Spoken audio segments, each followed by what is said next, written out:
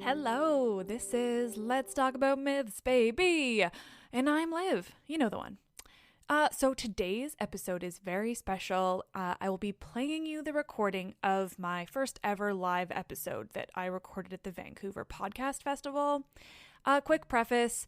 So I was so very full of anxiety when I was performing this episode. It's the first time I've ever done anything really in front of people like that, and there were so many. It was so very cool, but it also scared the living shit out of me. I just wanted to say that before it starts because I think it's clear, but I also think it's important to note that because, you know, everyone's kind of afraid in those situations, especially the first time, and I am no different. I'm used to just sitting in front of my computer and then putting it out on the internet, and it's a lot more separated than standing in front of a bunch of people. So anyway, just keep that in mind for this episode, please. Also, later in the episode, I ended up just taking questions because the stories I'd prepared didn't last nearly as long as I expected them to, much to my further anxiety in the moment. And I'd highly recommend you make sure you keep listening to those questions because the episode itself was rocky. I'll admit it, but the questions were really interesting, and it's when I got really comfortable and really myself, the usual person you know from this podcast. So I really enjoyed the questions, and I really hope you do too. But the questions didn't get picked up on the microphone, so what I'm going to do is record myself now, kind of just recapping what I remember the questions as. I think my responses are clear enough, and they go into enough detail that it's not super necessary to hear the full question, but I'll give a little bit of a reminder for some context. Otherwise, just sit back and enjoy one of the scariest days of my life, but one I'm so very glad to have done. And again, to the people who were there for it, thank you so much for coming. It honestly means the entire world to me. Okay, here we go.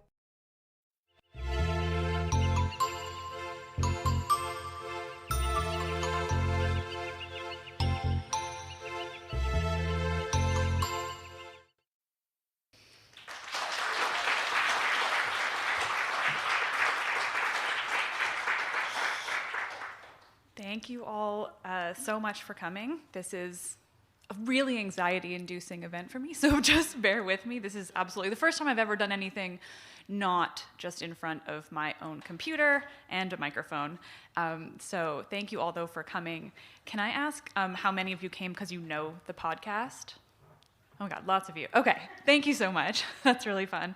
So I did kind of base today's episode on the idea that a lot of people would be coming who don't necessarily know the podcast, so I'm not really jumping right in to anything that I haven't covered before. Basically, I'm going to retell a couple of the stories that I have covered in really early episodes and just kind of redo those ones as well. It just helps me because I already know the stories and I'm not trying to learn anything brand new before I speak in front of a bunch of people.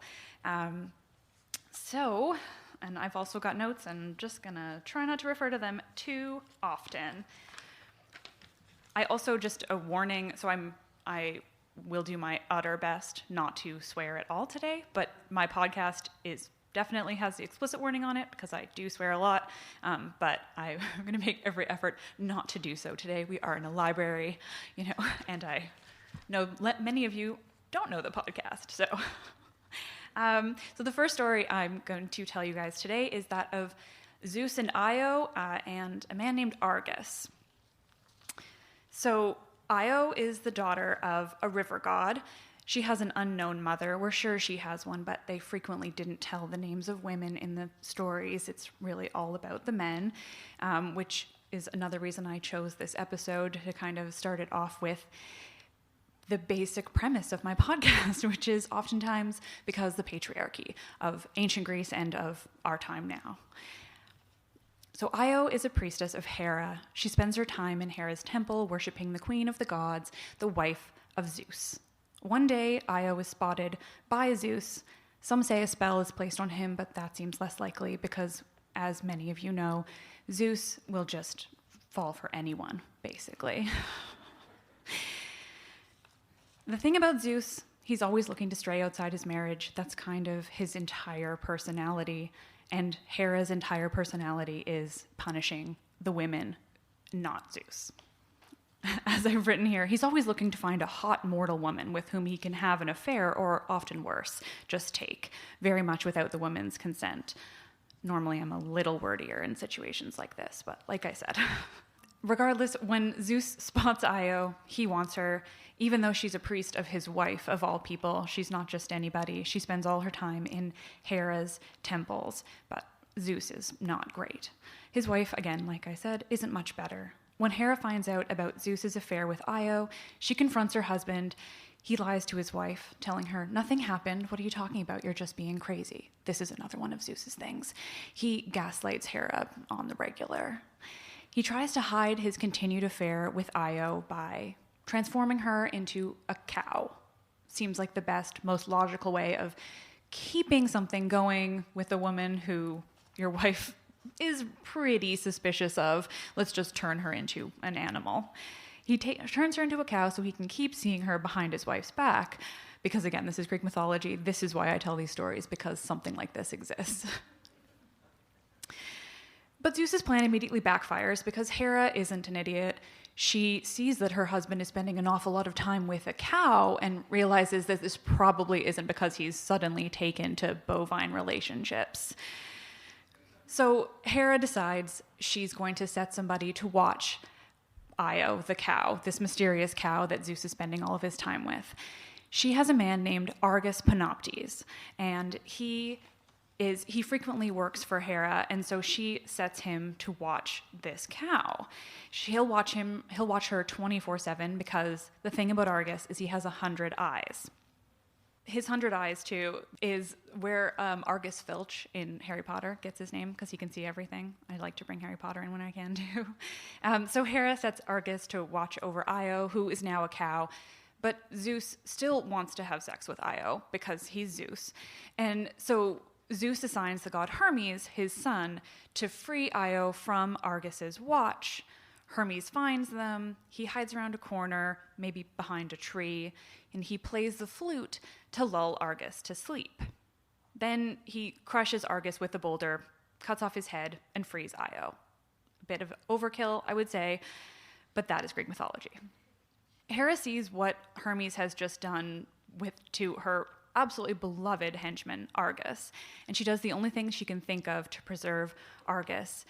She puts this 100-eyed man's spirit or his 100 eyes rather, into the feathers of the peacock, which is why the peacock's feathers look like eyes. And that animal becomes Hera's token animal. If you see a mystery goddess in any kind of art and there's a peacock there, you can basically assume it's Hera.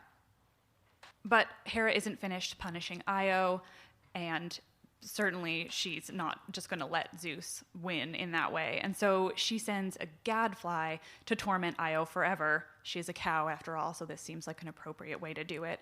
And Io ends up basically wandering the world trying to get away from this fly. She goes all around mainland Greece and then somehow even makes her way down into Africa. And some say that she becomes the goddess, I didn't write this down, but the goddess Isis, I believe, in Egypt.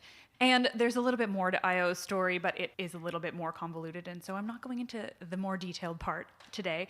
That is essentially the story of Io and Zeus and Argus, and the reason why there's a name in Harry Potter, which is always a fun anecdote. And it explains the peacock, which is one of my favorite things. Greek mythology has lots of very bizarre ways of explaining how things became how they are, and that one is one of my favorites. I tell everyone, even if they don't have any desire to hear it. Next is the story of Orpheus and Eurydice.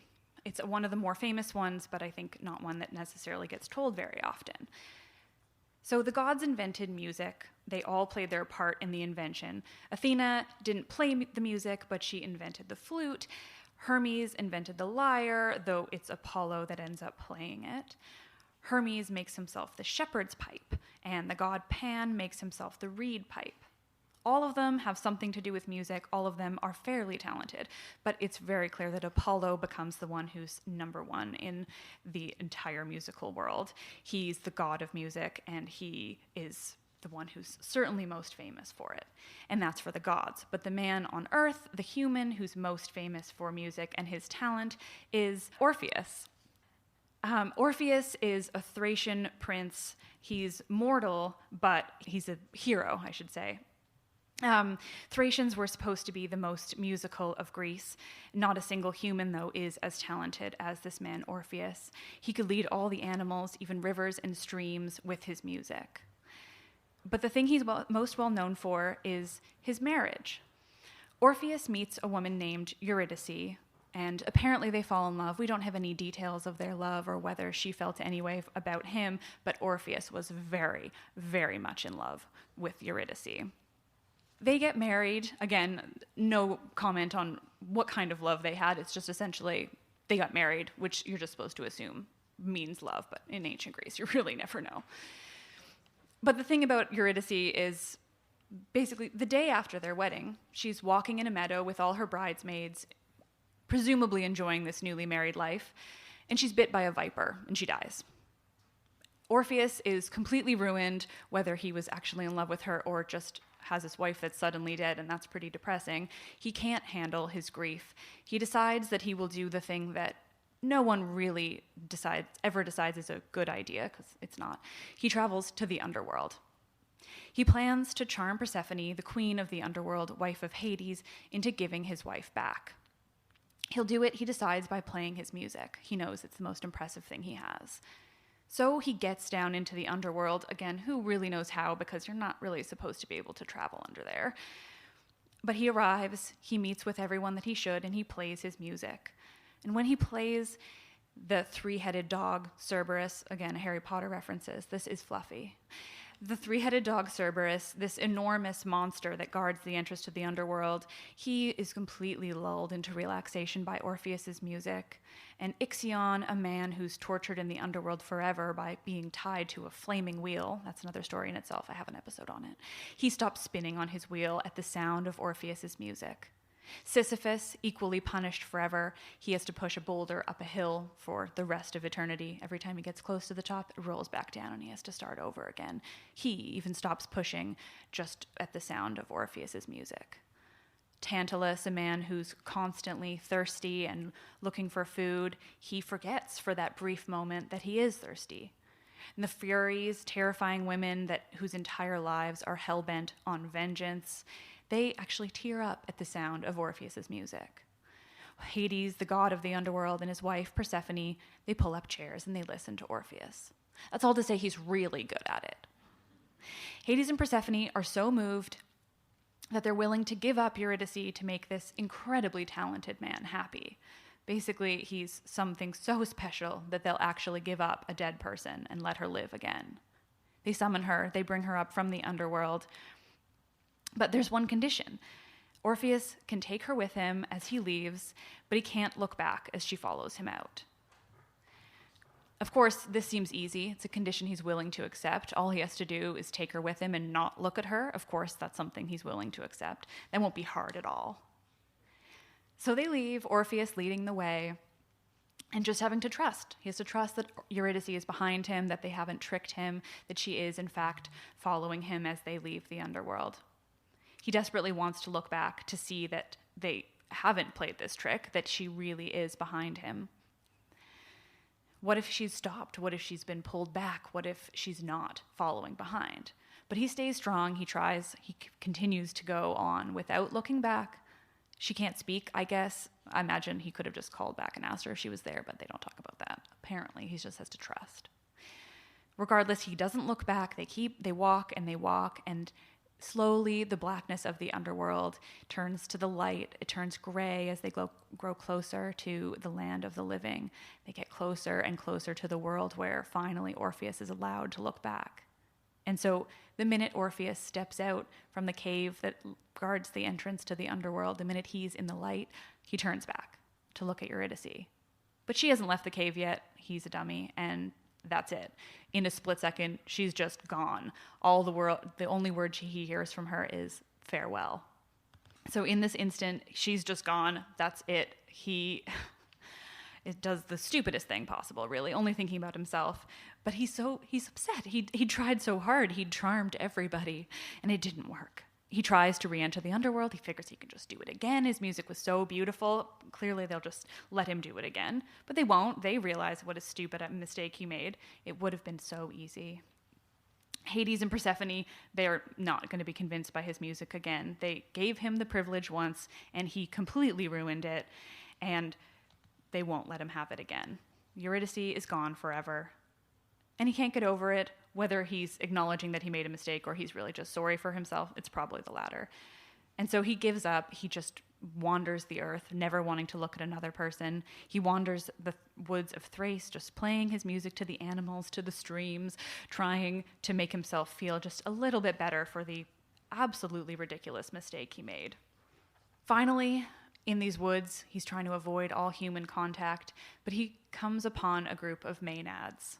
And if any of you have listened to my more recent episodes, you'll know who those people are.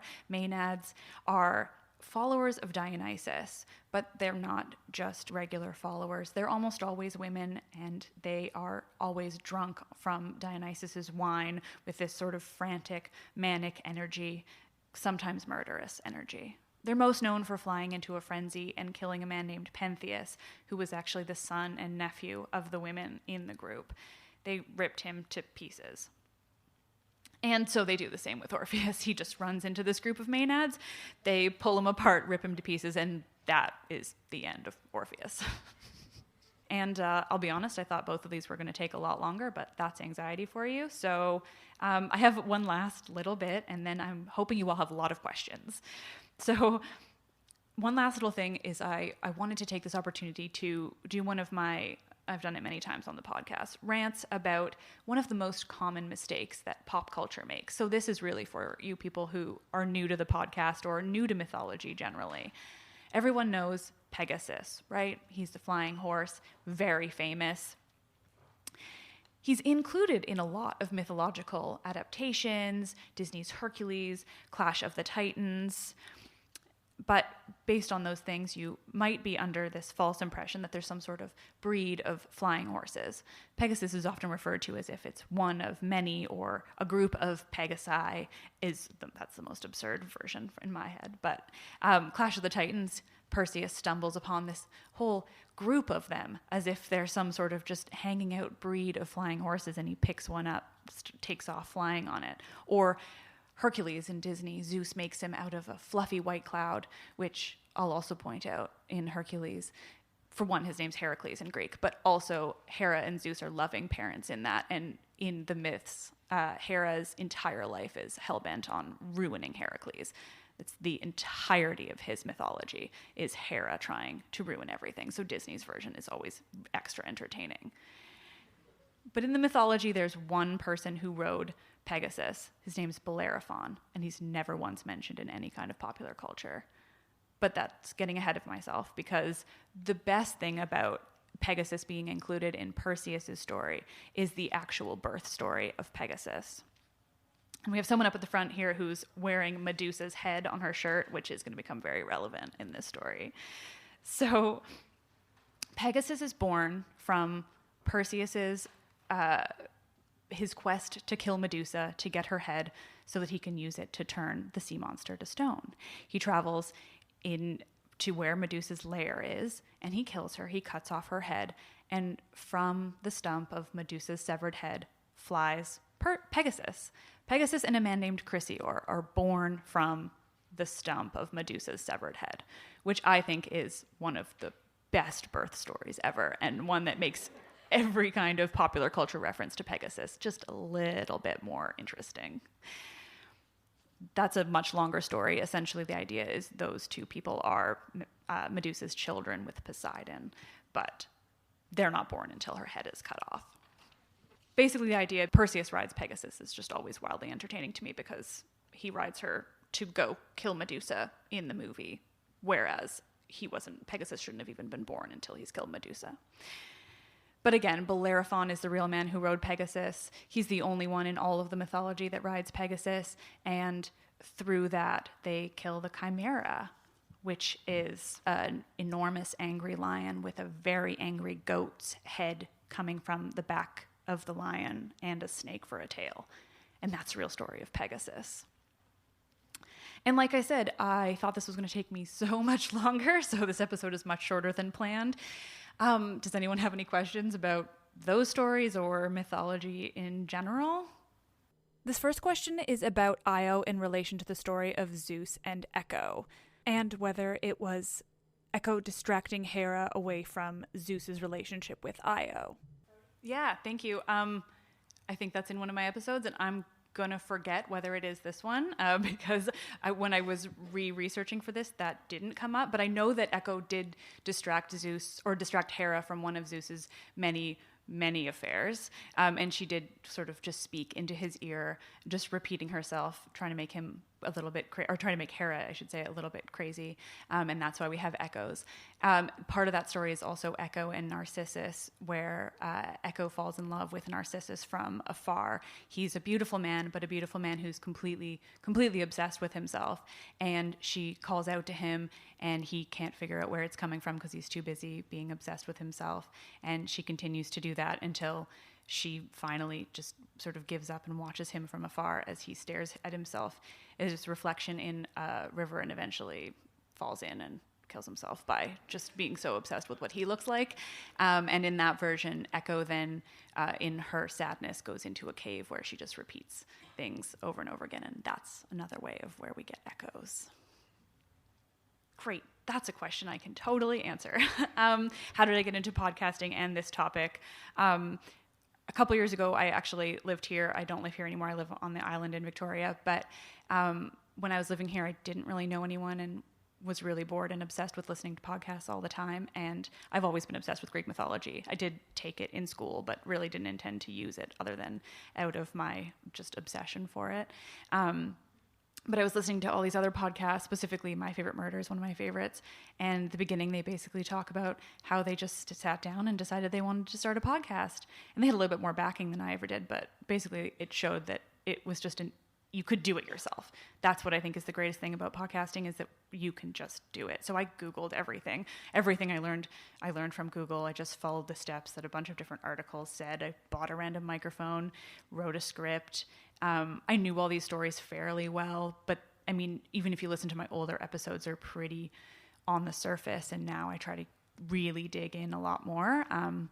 But at the beginning, it was just me sort of reading a story, retelling it, and recording it, and I Googled how to put it on the internet, and then somehow now I'm sitting in front of a bunch of people. And this next one is about how do I think the Trojan horse gained the kind of following, or I guess fame that it has, given that the horse itself doesn't actually appear in the Iliad. Yeah, not even in the Iliad, the Trojan horse. I wish I knew. I think I'd like to look into that, actually, just where it became such an incredible part of Western history, I guess, that idea that, the Trojan horse became this big thing. I hadn't read the Iliad before doing it for the podcast, and I just assumed it was in the Iliad, and then got to the end and was like, oh, the horse didn't happen yet. Now I have to figure out where that first came in. And I haven't done the Aeneid yet. I'm not sure if it's part of that one. I haven't had to read the Aeneid either in school, so I'm not as knowledgeable as I'd like to be, but I would love to know, and I'm going to try to look that up and maybe put it in an episode. Yeah, did you have one behind? Here I'm asked about what I mentioned when it comes to representation in pop culture, the mythology, and basically what are some good adaptations or good representations in pop culture. I don't think there are any. I would really, really love if there was a movie. Yeah, like that. I really would love if there was an accurate mythology movie of any kind. But everything I've ever seen, it just doesn't seem to track. There's not a lot. People have asked me every once in a while about The Immortals, which is an older movie. I haven't seen that in ages, but I just remember watching it and being like, literally nothing about this is from the mythology. I think the guy's name is Theseus, but it doesn't even remotely resemble the story of Theseus. The Titans are some weird thing in that one. And I honestly think the closest thing I can name off the top of my head is Disney's Hercules is really not that bad. And it's super fun, but also like, I mean, most of the things that Hercules does, actually Heracles did do, which is nice. And I mean, yeah, I think that's basically it. I mean, most of the monsters he did kill were true. I mean, again, his name in Greek is Heracles, so when they went and did everything about it is supposed to be very Greek. But then calling him Hercules really takes away from that. But otherwise, it's probably the most accurate, which I think is a little bit sad because it's Disney. It is also just, let's be honest, really fun, especially as somebody who was a child in the 90s. There's some books that are definitely more accurate. If anyone's listened to the podcast, you all have heard me rave about the Song of Achilles. It's one of the best books ever. So there's certainly books that are really accurate, but in terms of movies and TV, it's pretty messy. Here's a good one about the irony in the name of Trojan condoms. Yeah. The thing that's supposed to be a barrier, and then the whole point is that the Trojan horse, everyone just infiltrated the entire walled city of Troy that was supposed to be impenetrable. Yeah, it's definitely ironic.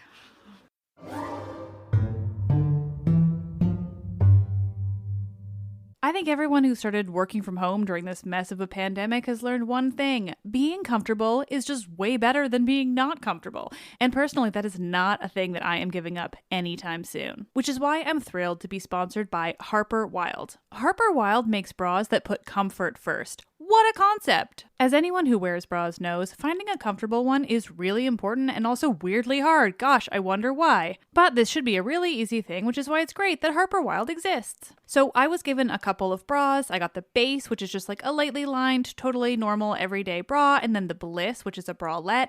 And they are just the most buttery soft fabric, like you will not believe it. The softest. I personally love the basic of just like a bralette. And so I'm thrilled to have the Bliss by Harper Wilde. One of the best things too is that part of their proceeds provides mentorship and advocacy for girls through Girls Inc. And you get a bra recycling kit with your purchase so that you can recycle your old bras sustainably. Oh my God, so important. So stay in your comfort zone. Go to harperwilde.com/mythsbaby today so you can get 20% off your first purchase. That's 20% off at Harper Wilde. That's wild with an E.com/mythsbaby. harperwilde.com/mythsbaby. If there's ever been a year to make the dads in your life feel loved and appreciated on Father's Day, it is this one. I think we can all agree. Dads and dad-style figures are just so important, and they really deserve the best. So why not honor your dad figure with a heartfelt, sentimental gift that the whole family can cherish together forever? Storyworth. Storyworth is an online service that helps your dad, grandfather, father-in-law, any dad-style person, helps them share stories through thought-provoking questions about their memories and personal thoughts. It is a fun way to engage with them, especially if you can't be together in person, and don't we all know about that? After a year, Storyworth compiles all of those stories and questions answered, including photos, into a beautiful keepsake book that is then shipped for free. So give your dad figure the most meaningful gift this Father's Day with Storyworth. Get started right away with no shipping required by going to storyworth.com/mythsbaby. You'll get $10 off your first purchase. That is storyworth.com/mythsbaby for $10 off.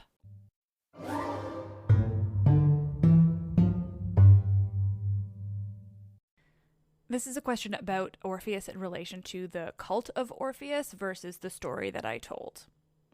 Yeah, there's a lot more to Orpheus in terms of, like, even historically. Like, he became later in the mythology when people later in history I should say, when people stopped believing quite so deeply in the pantheon of gods, there was a whole cult of worship that came up around Orpheus. I'm not as familiar with it as I'd like to be, because I'd like to do a whole episode on that. I think I tried to sort of do a surface level research into that in the episode that I did on Kronos, the god of time, not the father of Zeus, but it's really detailed and really historical, which often is just really hard to research in the day that I usually have to research for an episode.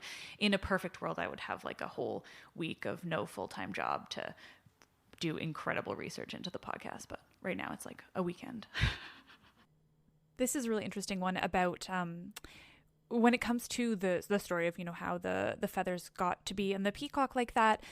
Do I think that women of that time kind of had their own versions of stories that they would tell?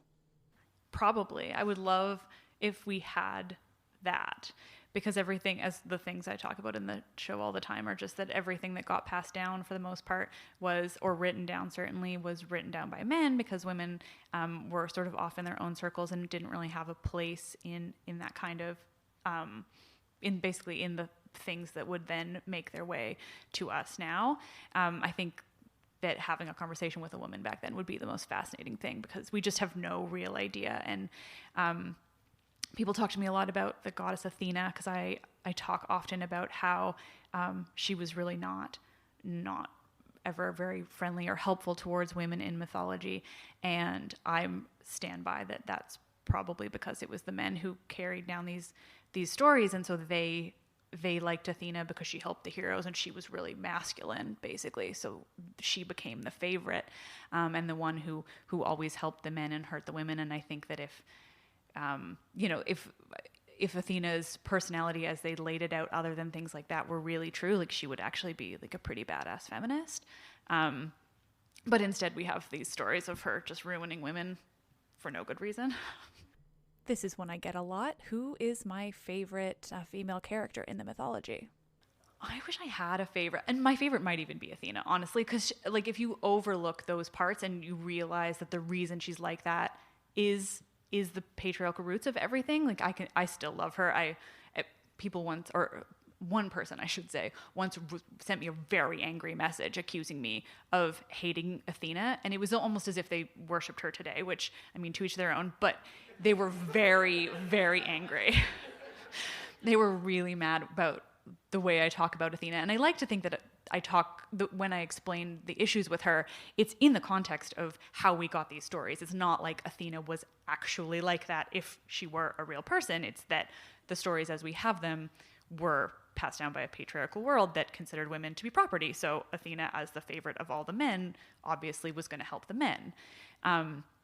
I really love Athena. I have a little bracelet that has her owl on it and her on the other side. And I love Athena for what she represents when you overlook how she treated women. I also really love Aphrodite. And I'm just obsessed with all of it, to be honest. I don't think I could pick a favorite. People ask me that a lot, and I don't think it would be true if I tried to pick a favorite. This one, I'll be honest, was a little hard for me to make out in the minimal recording that it picked up, and also based on my not super clear response, I'm not 100% sure, but I think that this question was in relation to what is important lessons that come from the Greek mythology. I don't know about like lessons. I think it's just so fascinating, and I think it's so interesting to see how in depth these stories became and how much they changed. Oftentimes I'll have somebody ask me, where something started or which version is right, because there's 18 different versions of the same story, and nothing is right or wrong, and you can't figure out where it started. Because it developed over hundreds of years, and it started before we had writing and before we had ways of recording anything. So there's no way of saying when something began. If you go way back into certain regions, there's a lot of evidence that everything started with a matriarchy, and that everything started by them worshiping a mother goddess. And then as everyone became a little bit more evolved into weaponry and that kind of thing, the Bronze Age, there's early Bronze Age things that suggested those things, and then as sort of everyone as they evolved, I don't want to say evolved because I don't think it's that anyone got any better, but it is as if they started meeting other people, and then wars started and things like that, and then suddenly it's this pantheon of gods where the men rule and the women are mean to the other women, or they're just all a sex figure, or things like that. But at the beginning, before all of that, really, there's a lot of evidence that they just worshipped women. But then we can't translate the writing, or they didn't have writing. So nothing's sort of concrete But the thousands of years before the Greek pantheon, there's more evidence that they worshipped women than they did any kind of male gods, which I think is awesome. I don't remember where that sort of question started. So hi. This one's about my origin in terms of my relationship with the classics. I always forget my full origin because it started in like elementary school. I know I had a really good teacher in elementary school who taught us about mythology. And I know everything started with Aphrodite, and I'm pretty sure it started with the story of Cupid and Psyche, that was the first thing I read and became deeply obsessed. And I've just loved it forever. Even when I did it in university, back then I went to school in 2009, and my whole plan was I wanted to work in book publishing. So I set out to get an English degree, and I was going to do a minor in classics just because I wanted to learn more about mythology and always wanted to learn more about ancient Greece generally. And then I realized that on top of my minor, any electives I took was going to be classics anyway. So I just did a double major, but I literally called it that's my fun major. And the English major was my practical major. And then I did work in book publishing for a while, and that all fell through. And then it turned out that my classics major did way better than my English major ever did me. So, but no, I've just been really interested in it for a long time, especially the history of it too. Like I just think it's fascinating to look back at how long ago all of this was and just how incredible they were. Even when it comes, the architecture alone, like I could just wander Athens for the rest of my life and be completely happy. Yes, Joe. Hi. This one is my friend Joe, who asked me a really pressure-inducing question about whether or not there are any other stories like the peacock feathers that I really like, of just the origin of basic things like that. And it put me on the spot more than any other question, and he and I have laughed about it since. I do, and I can't think of any now because it's so much pressure. Does anyone have any that they remember me telling, like, that I could then expand upon? Basically, does anyone remember it better than me? Yeah. Oh, the hyacinth one is fun. Yeah, Apollo fell in love with a man named Hyacinth, and accidentally killed him because that's just the way the gods do things. Apollo just fell in love with him, and I think they had a discus throwing competition, and then Apollo threw the discus and it hit Hyacinthus in the head, and he died. So Apollo, I think it was that Apollo made the flower in his image, and that's why we have Hyacinth. The funny thing about Narcissus is that apparently the Narcissus flower is not supposed to have been from Narcissus. Narcissism is, but not the flower. I don't totally understand why. This wonderful person threw me a easy one when I was feeling incredibly anxious, and just asked if I'd been to Greece and what it was like. It's the best. I've been to Athens a few times. When I was in high school, my mom took my sister and I, and we went to a couple cities in Europe, and went to Athens, and so went to the Parthenon and the Acropolis and everything. And then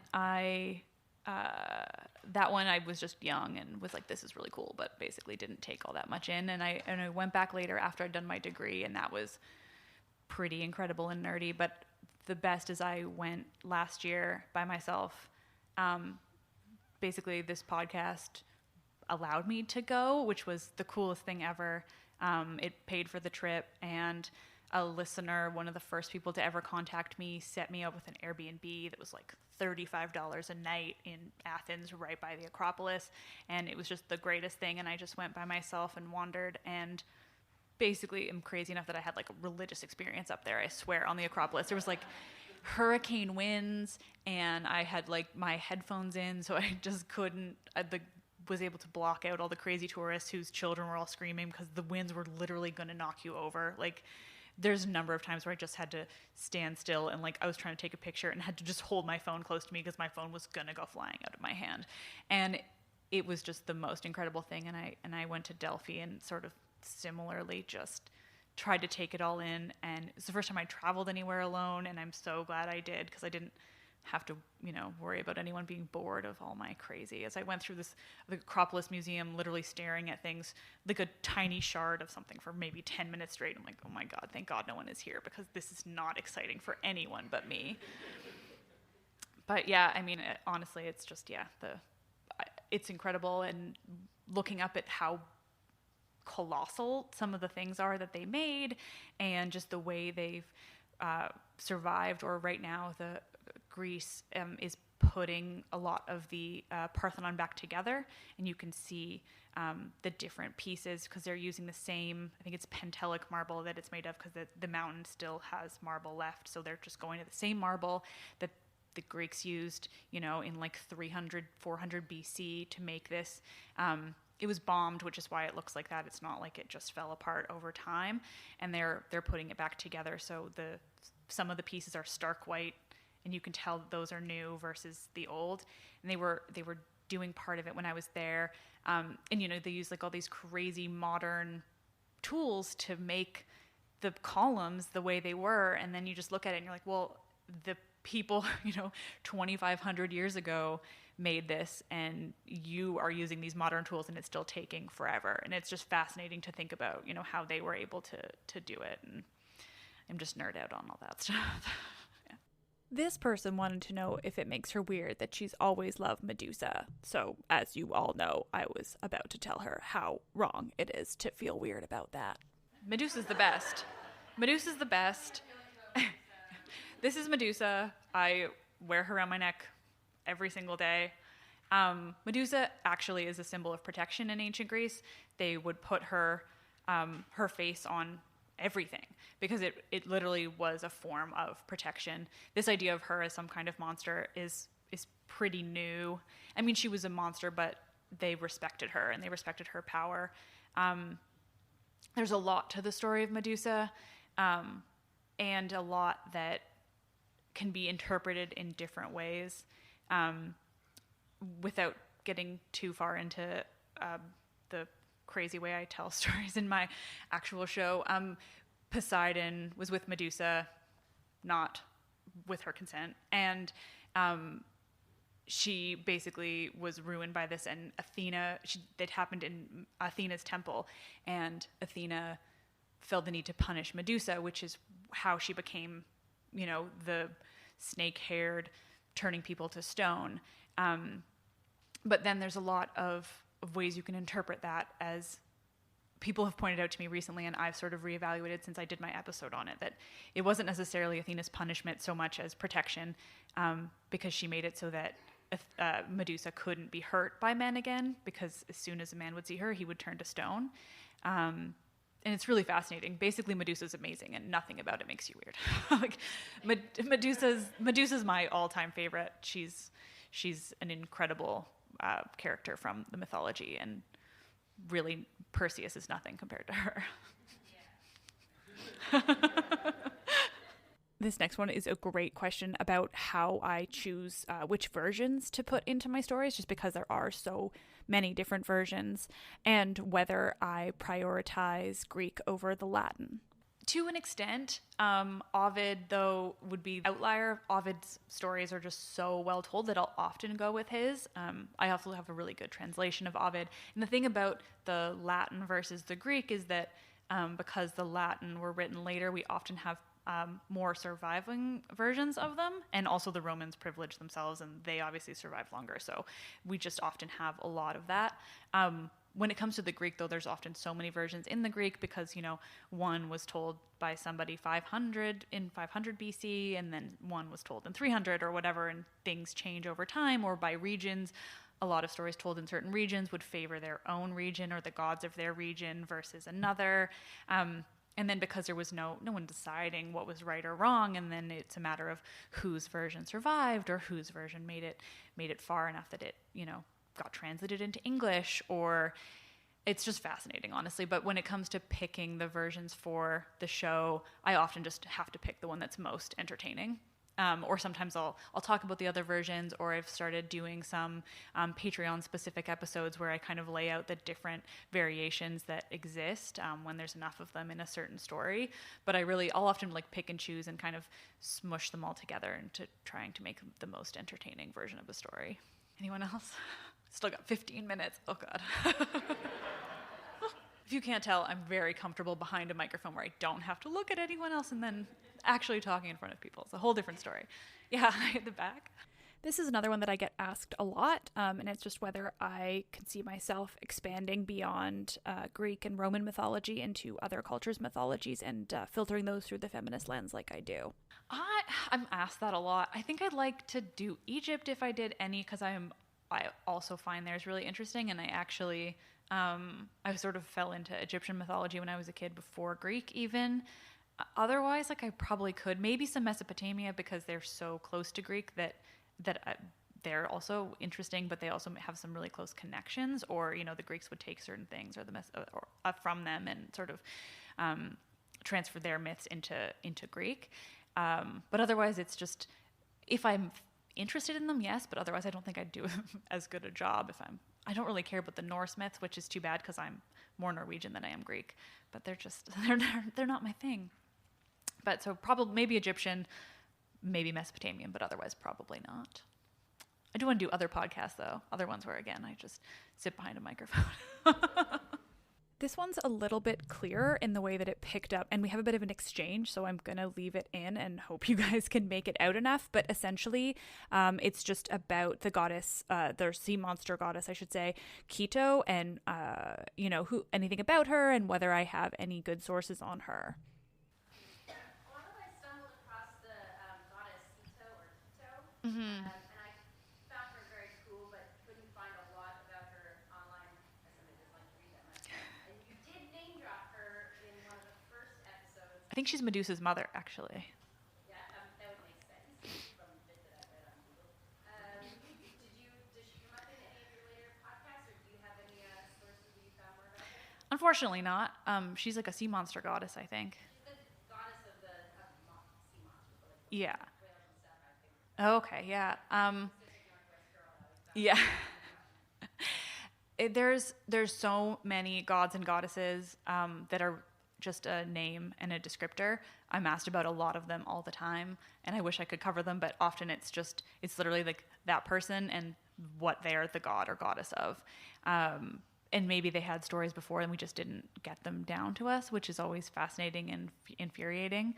But there's so many like that, unfortunately, where it's like there was, hundreds and hundreds of gods and goddesses, but whether or not they had stories or whether we have anything other than 2 lines in one person's random, book of mythology from whichever time. There's a lot of different, like Apollodorus has some things because he wrote fairly late, but then everything's really blunt and really short. So basically, unfortunately, with Keto specifically, no, and also so many other ones. There's just so little about them that actually exist.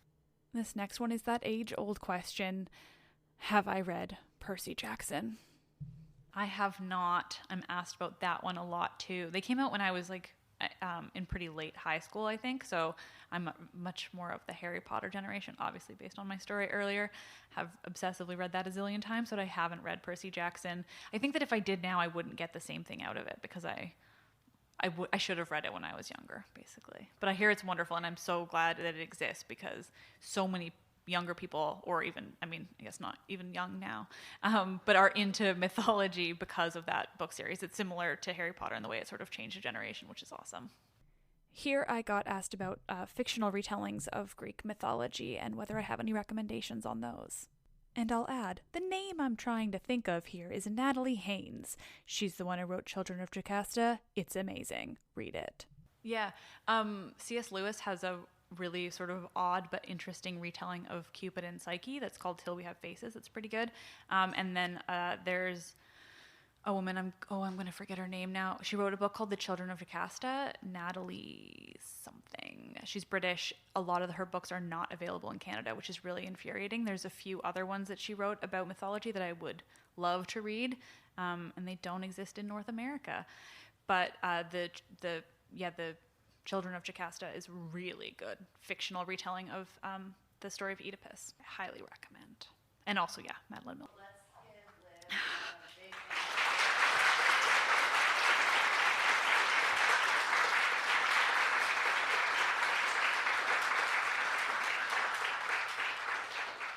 Thank you all for coming. Thank you so much.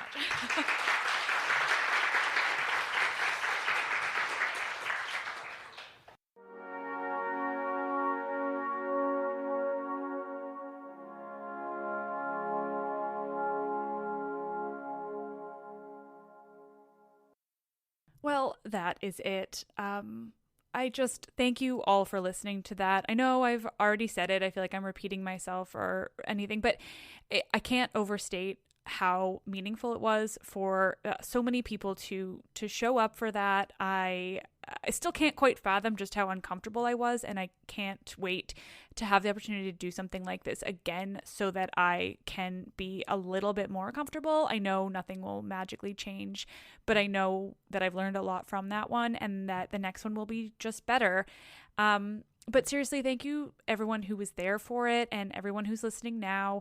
I absolutely loved taking those questions at the end. It made me so much more comfortable during a very uncomfortable time. And it was so nice that so many people were there to ask those questions and had so much to say and so much to add. Anyway, I could go on, but just thank you. Thank you for listening to the podcast. Thank you for supporting me in any way that you do, ratings, reviews, like this thing has come a long way. Can you tell that this part's not scripted? Normally I write out everything and I sound a lot cooler. Anyway, just thank you so much for the support. And you're all wonderful and the best. And I am Liv and I truly love this shit.